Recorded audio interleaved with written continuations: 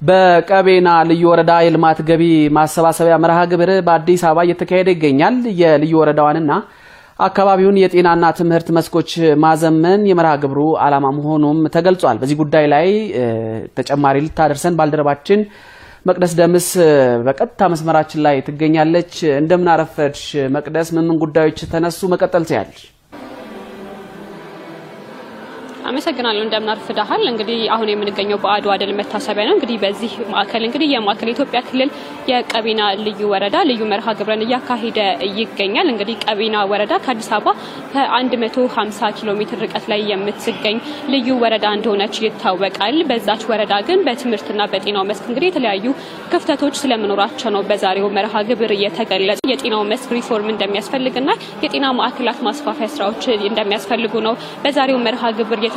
ሌላው ደግሞ የትምህርት ዘርፍ ነው። የትምህርት መስኩም ታዲያ የተለያዩ የሆኑ የግብአትና የተለያዩ ችግሮች ያሉበት በመሆኑ አስፈላጊውን የሆነ የትምህርት አገልግሎት መስጠት እንዳልተቻለ ነው በዛሬው መድረክ የተነሳው። በዚህም ሳቢያ ታዲያ ተማሪዎች ከፍተኛ የሆነ የማቋረጥ ምጣኔ በዛች ቦታ እንዳለ ተነስቷል። በዚህም ሳቢያ ታዲያ ትምህርታቸውን አቋርጠው ወደ ሌላ ቦታ የሚሰደዱ ነዋሪዎች ታዲያ ቁጥራቸው በከፍተኛ ሁኔታ ስለመጨመሩ ነው በዛሬው መርሃ ግብር የተነሳው። ታዲያ ይህንን ችግር ለመቅረፍ ያለመ መርሃ ግብር ነው ዛሬ ላይ የተካሄደ የሚገኘው። የቀቤና ልዩ ወረዳ ልማት ማህበር ታዲያ የ5 ዓመት ስትራቴጂክ ፕላንን ቀርጾ እየተንቀሳቀሰ ይገኛል። ግብርና፣ ትምህርት፣ ጤናን ጨምሮ የተለያዩ መስኮች ላይ የተለያዩ መሻሻሎችን ለማድረግ ያለመ ስትራቴጂክ ፕላን ነው የተቀረጸው። ይህ የ5 ዓመት ስትራቴጂክ ፕላን የተጀመረው እንግዲህ በዛሬው ዓመት ነው፣ ዘንድሮ ዓመት ነው የተጀመረው ገቢራዊ መሆን ማለት ነው። ታዲያ ይህንን የጤናና የትምህርት መስኩን ችግር ለመቅረፍ የሚያስችል መርሃ ግብር ነው ዛሬ ላይ ያካሄደ የሚገኘው።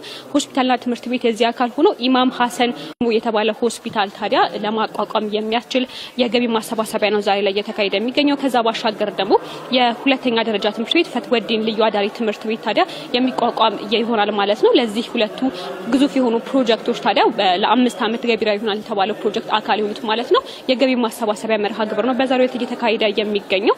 የሆስፒታሉና የትምህርት ቤቱ መጠሪያ የተወሰደባቸው እንግዲህ የልዩ ወረዳዋ ጀግኖች እንደሆኑ ነው በዛሬው መርሃ ግብር ላይ የተነሳው። በዚህ መሰረት የቀቤና ልማት ማህበርና የወረዳው አስተዳደር በጋራ በመሆን ሁለቱን ተቋማት ታዲያ ለማገንባት የሚያስችል የገቢ ማሰባሰቢያ መርሃ ግብር እያካሄዱ ይገኛሉ።